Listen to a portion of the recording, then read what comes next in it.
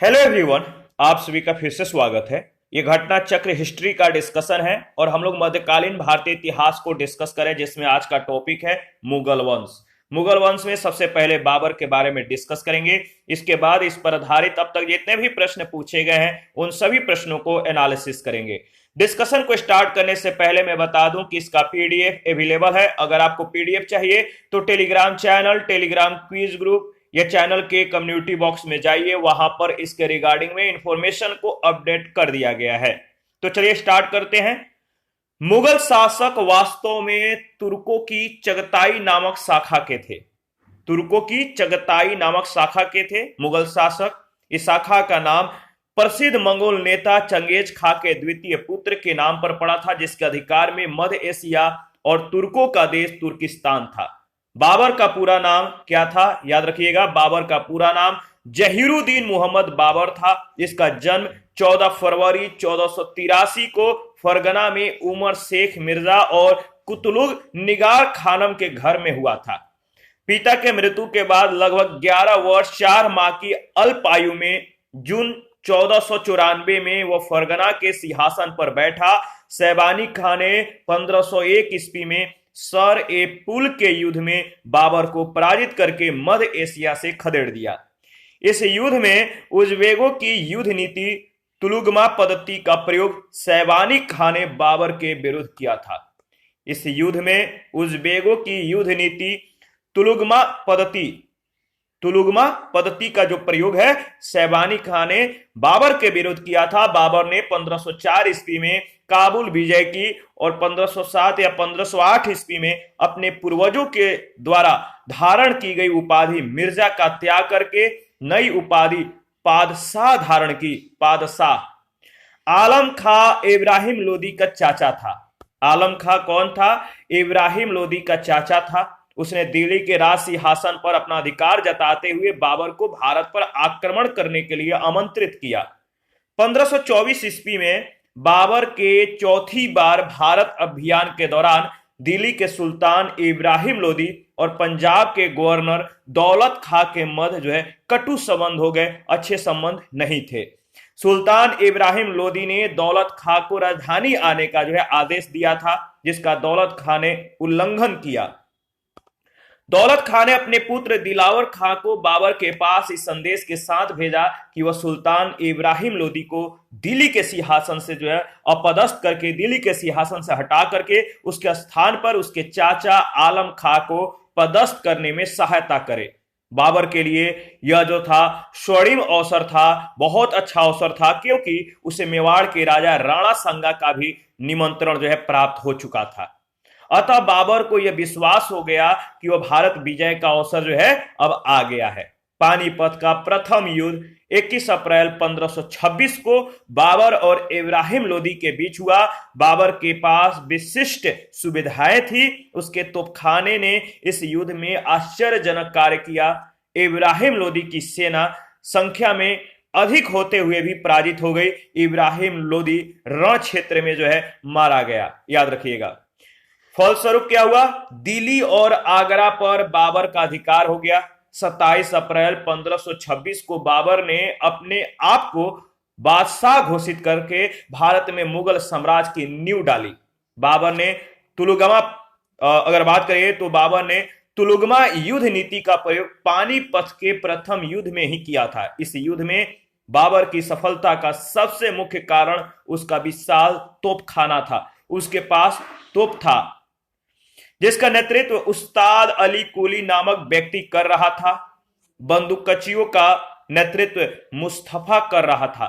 जो बंदूकधारी थे, इसका नेतृत्व इन ग्रुप का नेतृत्व, बंदूकधारियों का नेतृत्व मुस्तफा कर रहा था। बाबर की उदारता के कारण लोगों ने उसे कलंदर की उपाधि प्रदान की। अगर बात करें तो वर्तमान भारत में सर्वप्रथम पानीपत की पहली लड़ाई में तोपों का प्रयोग किया गया। पहली लड़ाई में बाबर ने खानवा के युद्ध में जिहाद की घोषणा की थी। खानवा के युद्ध में जिहाद की घोषणा की और खानवा का जो युद्ध था, वॉर था, 16 मार्च 1527 को बाबर और राणा सांगा के बीच हुआ था। और इस युद्ध में खानवा के युद्ध में राणा सांगा पराजित हुआ, हार गया। इसी युद्ध में विजय श्री मिलने के उपरांत बाबर ने गाजी की उपाधि धारण की, यानी गाजी का मतलब काफिरों को मारने वाला, तो गाजी का उपाधि धारण कर ली। 1528 ईस्वी में बाबर ने चंदेरी के किले पर अधिकार कर लिया और युद्ध में मेदिनी राय मारा गया। घाघरा का युद्ध 1529 में बाबर और महमूद लोदी के बीच हुआ था। तो घाघरा का युद्ध पानीपत का प्रथम युद्ध, ठीक है। इसके बाद खानवा का युद्ध किन किन के बीच हुआ, कब हुआ, आपको ध्यान रखना है। तो घाघरा का युद्ध जो है 1529 में बाबर और महमूद लोदी के बीच हुआ था और इस युद्ध में यानी घाघरा के युद्ध में बाबर विजयी हुआ, बाबर जीत गया। बाबर का यह अंतिम युद्ध था, वॉर था। अपने इस विशाल साम्राज्य की शासन व्यवस्था को सही ढंग से चलाने के लिए बाबर ने एक प्रदेश से दूसरे में जो है अलग अलग व्यवस्था की थी। भारत से 12 बदखशा का शासन हुमायूं, मीर अगर बात करें तो मीर फक्र अली, हिंदाल और मिर्जा सुलेमान को प्रदान किया गया। कामरान को काबुल, कंदहार और मुल्तान का प्रशासन दिया गया। मीर यूसुफ अली को पंजाब का गवर्नर नियुक्त किया गया, जिसके नियंत्रण में भीरा, लाहौर, दीपालपुर, सियालकोट, सरहिंद तथा हिसार फिरोजा सम्मिलित थे। हिसार फिरोजा से लेकर बलिया तक के प्रदेश तथा बयाना, चंदेरी और ग्वालियर तक के प्रदेशों में बाबर ने एक नवीन शासन व्यवस्था कार्यान्वित की। इस प्रकार बाबर का साम्राज्य बदखशा से बिहार तक फैला था, किंतु आधुनिक राजस्थान का क्षेत्र उसके साम्राज्य में सम्मिलित नहीं था। यह क्षेत्र उस समय विभिन्न राजपूत शासकों के मतलब शासन के अंतर्गत था। मुगल साम्राज्य की आधारशिला रखने वाले जहीरुद्दीन मुहम्मद बाबर ने अपने जीवन संबंधी घटनाओं को एक ग्रंथ में स्वयं ही लिखा। इसे तुज़क ए बाबरी कहते हैं, तुज़क ए बाबरी। बाबर ने अपनी आत्मकथा में जिन 2 हिंदू राज्यों का उल्लेख किया है उनमें एक विजयनगर, दूसरा मेवाड़ है। तुर्की भाषा में बाबर के द्वारा लिखित यह ग्रंथ संसार की श्रेष्ठतम बात करें तो आत्मकथाओं में स्थान रखता है। तो तुर्की भाषा में बाबर के द्वारा लिखा गया जो ग्रंथ है यह विश्व में श्रेष्ठ आत्मकथाओं में स्थान रखता है, काफी महत्वपूर्ण है। अकबर ने अब्दुल रहीम खान खाना से तुज़क ए बाबरी का फारसी भाषा में रूपांतरण करवाया। इसका अतिरिक्त बाबर के द्वारा पद रचनाओं का संकलन दीवान में किया गया, जो तुर्की पद में श्रेष्ठ स्थान रखता है। देखिए, पद में उसने एक नवीन शैली, अगर बात करें तो नवीन शैली में मुबैयान लिखा, मुबैयान, और जो मुस्लिम कानून की यह पुस्तक है। बाबर की एक रचना है रिसाल ए उसज यानी खत ए बाबरी, जिसकी शैली नवीन मानी गई थी। मुगल बादशाह बाबर के सेना नायक मीर बाकी ने अयोध्या में बाबरी मस्जिद का जो है निर्माण कराया था, मीर बाकी ने। और ये किसका सेना नायक था? बाबर का। पहला प्रश्न है, बाबर को भारत पर आक्रमण करने के लिए आमंत्रित करने वालों में से एक आलम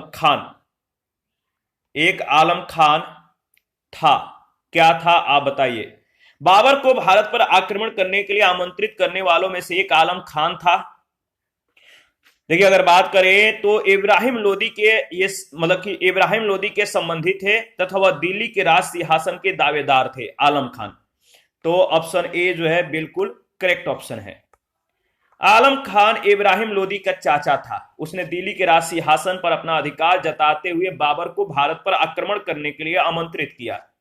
1524 ईस्वी में बाबर के चौथी बार भारत अभियान के दौरान दिल्ली के सुल्तान इब्राहिम लोदी और पंजाब के गवर्नर दौलत खां के बीच कटु संबंध हो गए, अच्छे संबंध नहीं थे। सुल्तान इब्राहिम लोदी ने दौलत खां को राजधानी आने का आदेश दे दिया, जिसका दौलत खां ने उल्लंघन किया था और दौलत खां ने अपने पुत्र दिलावर खान को बाबर के पास इस संदेश के साथ भेजा कि वह सुल्तान इब्राहिम लोदी को दिल्ली के सिंहासन से अपदस्थ करके उसके स्थान पे उसके चाचा आलम खां को पदस्थ करने में सहायता करे।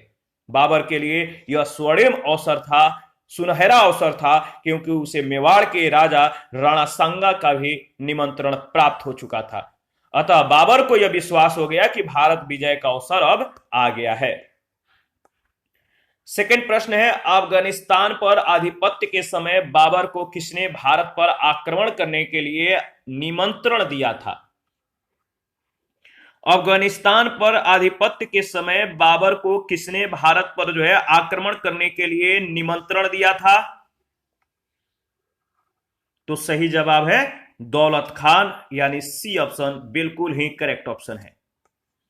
अफगानिस्तान पर आधिपत्य के समय बाबर को पंजाब के सूबेदार दौलत खान लोदी ने भारत पर आक्रमण करने के लिए आमंत्रित किया था। दौलत खान लोदी को यह भ्रम था कि अन्य लुटेरे शासकों की तरह बाबर भी हिंदुस्तान को लूटकर वापस लौट जाएगा, जिससे इब्राहिम लोदी की स्थिति कमजोर हो जाएगी। इसका लाभ उठाकर वह अपनी स्थिति मजबूत कर सकता है।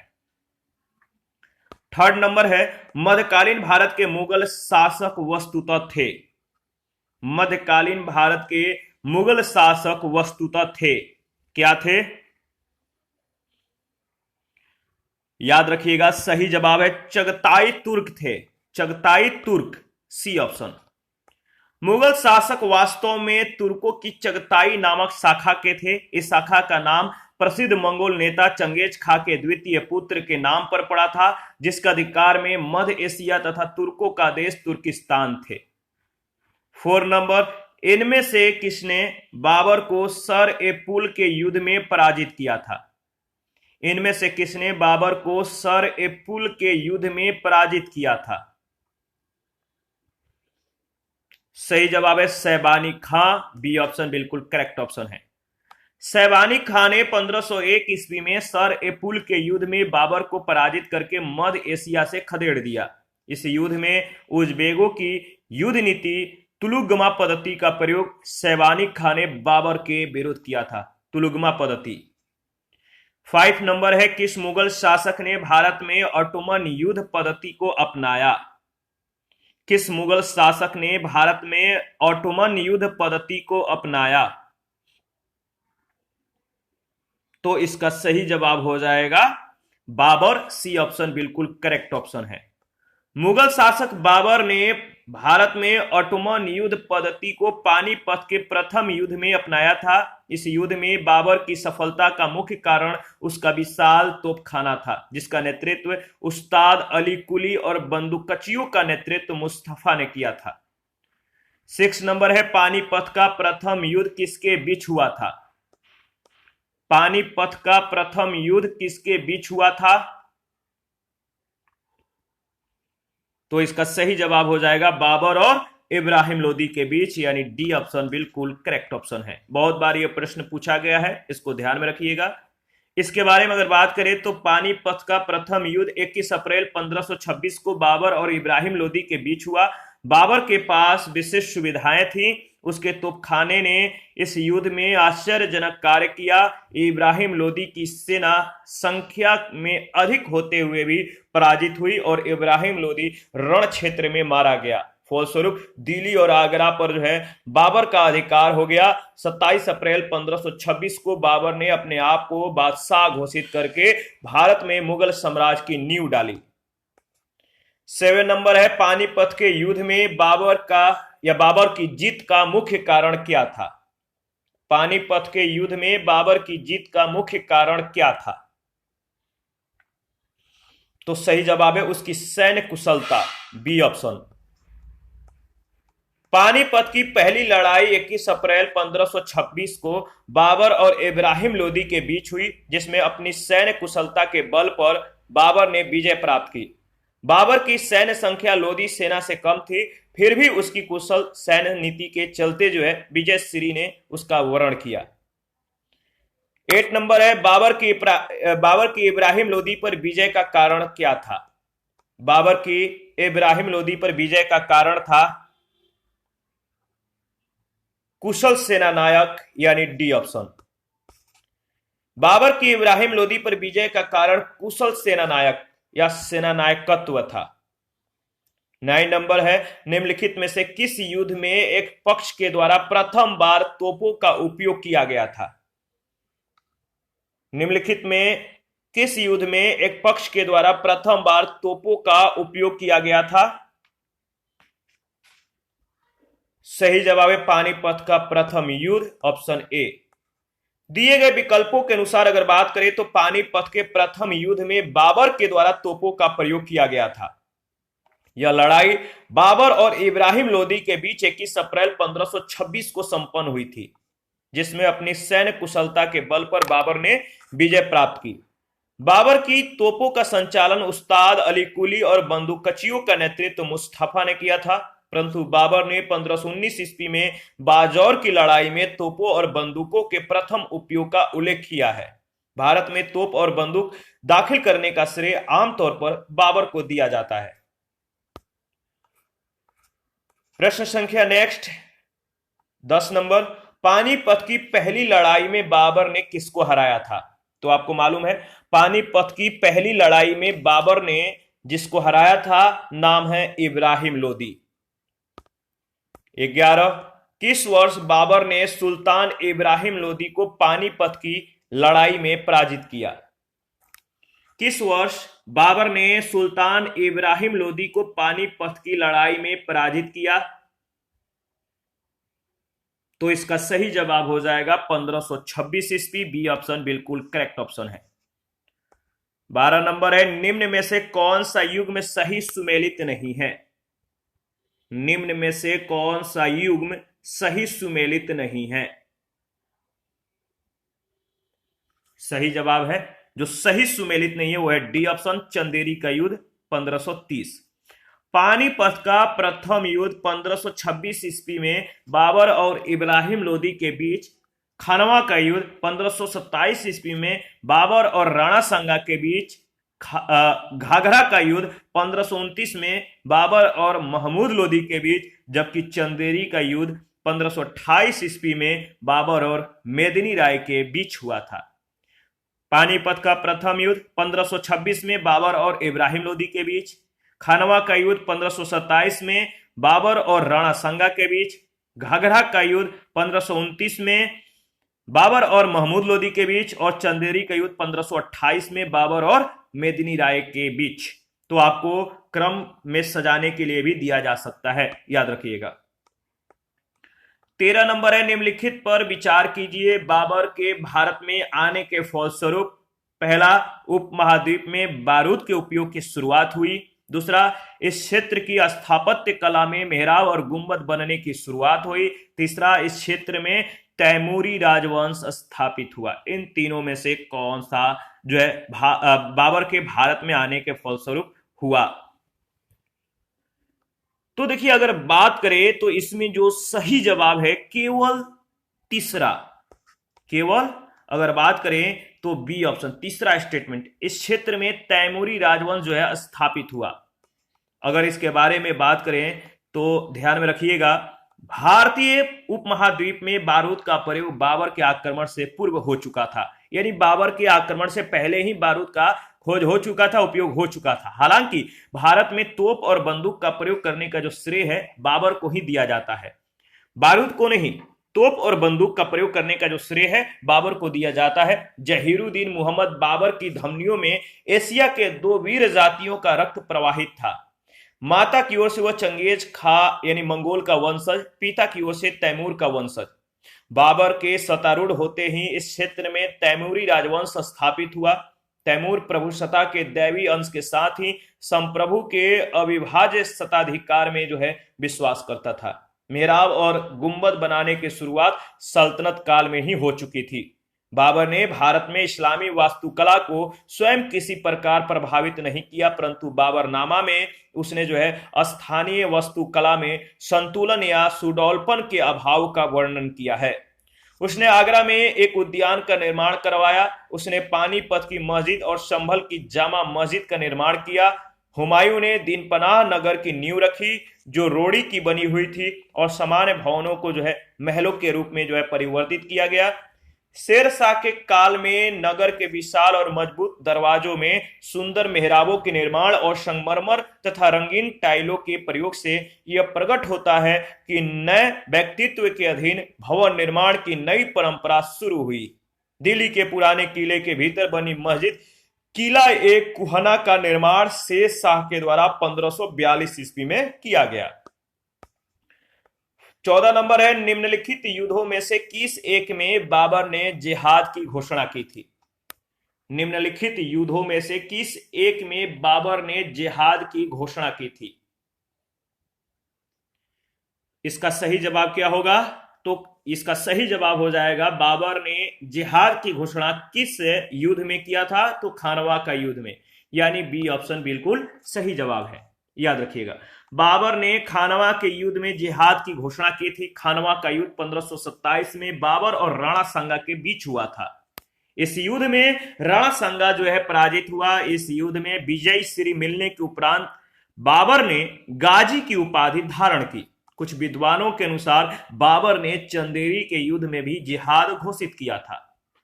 15, राणा सांगा ने निम्नलिखित युद्धों में से किस में बाबर के विरुद्ध लड़ाई की थी?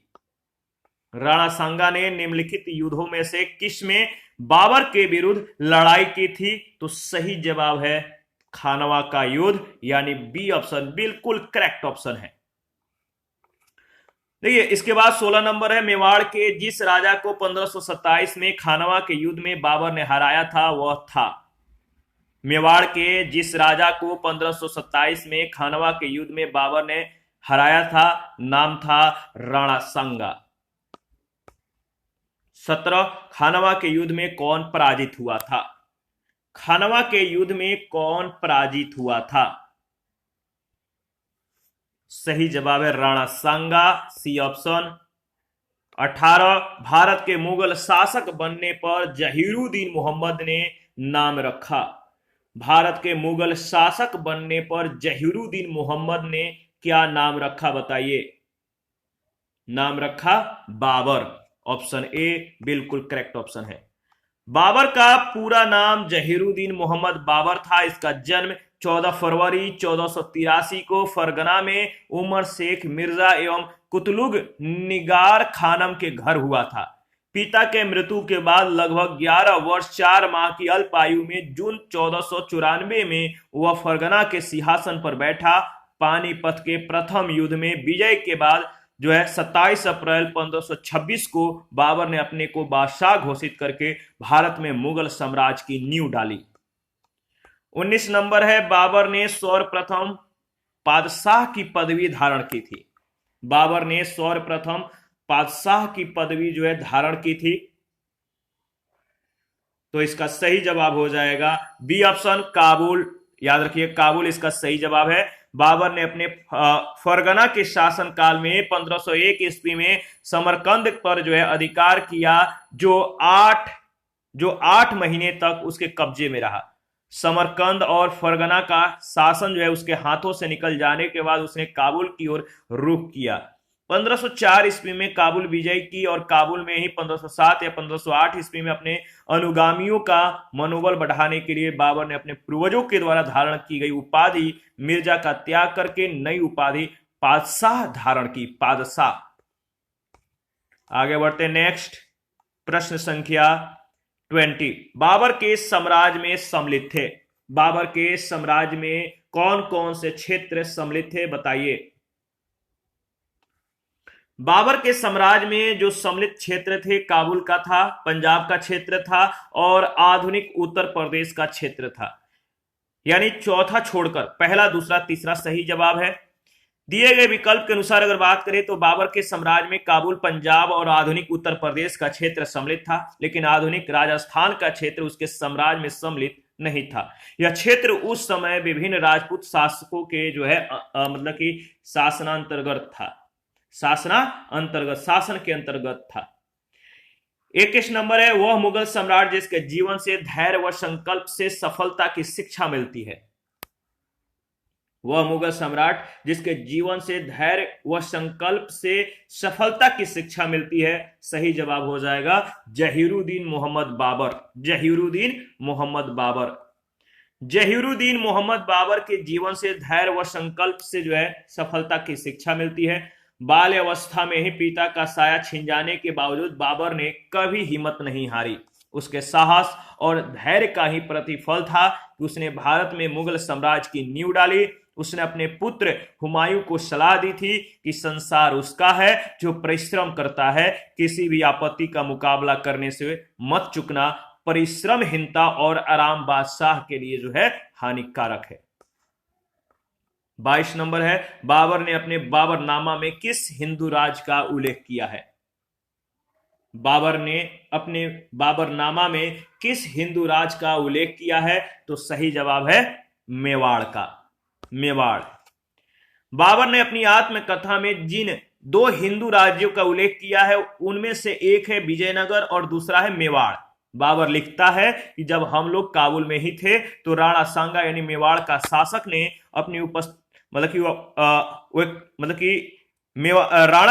राणा सांगा यानी मेवाड़ का शासक ने उपस्थित होकर उसकी ओर से निष्ठा प्रदर्शित की थी और यह निश्चय किया था कि सम्मानित बादशाह इस ओर से दिल्ली के समीप पहुंच जाएं तो मैं राणा सांगा इस ओर से आगरा पर आक्रमण जो है कर दूंगा। तुर्की भाषा में बाबर के द्वारा लिखित यह ग्रंथ संसार की श्रेष्ठ आत्मकथाओं में से एक है, यानी श्रेष्ठ आत्मकथाओं में यह स्थान रखता है। 23 से नीचे दो कथन दिए गए। कथन ए है, बाबर ने बाबरनामा तुर्की में लिखा। ठीक है, बाबर ने बाबरनामा तुर्की में लिखा और कारण आर जो दिया गया है कि तुर्की मुगल दरबार की राजभाषा थी। तुर्की मुगल दरबार की जो है राजभाषा थी, याद रखिएगा। इन दोनों में से अगर बात करें जो कथन सही है वो कौन सा कथन है, तो इन दोनों में से ए सही है, आर गलत है, सी ऑप्शन बिल्कुल करेक्ट ऑप्शन है। अगर बात करें तो बाबर ने अपने जीवन से संबंधित घटनाओं को तुर्की भाषा में लिखित तुजक ए बाबरी में संकलित किया था, जिसका फारसी अनुवाद बाबरनामा है। किंतु तुर्की मुगल दरबार की राजभाषा नहीं थी, बल्कि यह सम्मान फारसी को प्राप्त था। 24 नंबर है, तुजुक ए बाबरी किस भाषा में लिखा गया था? तुजुक ए बाबरी किस भाषा में लिखा गया था? तो सही जवाब है तुर्की में, सी ऑप्शन। इसके बाद है, अयोध्या स्थित बाबरी मस्जिद का निर्माण किसने कराया था? अयोध्या स्थित बाबरी मस्जिद का निर्माण किसने कराया था? तो मीर बाकी, डी ऑप्शन बिल्कुल करेक्ट ऑप्शन है। प्रचलित मान्यताओं के अनुसार मुगल बादशाह बाबर के सेना नायक मीर बाकी ने अयोध्या में बाबरी मस्जिद का निर्माण कराया था। इसी के साथ आज का जो सेशन है समाप्त करते हैं। नेक्स्ट सेशन में हुमायूं और शेर शाह के बारे में डिस्कस करेंगे। आप अपनी प्रतिक्रिया देते रहें, आपके प्रतिक्रियाओं का हमें बेसब्री से इंतजार रहता है। जिन लोगों ने Telegram channel, Telegram quiz group, Facebook page, Instagram को ज्वाइन नहीं किया है, वीडियो के डिस्क्रिप्शन बॉक्स में उसका लिंक है, प्लीज आप लोग ज्वाइन कीजिए और हमें सपोर्ट कीजिए। चैनल को, वीडियो को शेयर कर दीजिए, लाइक कर दीजिए। Thank you.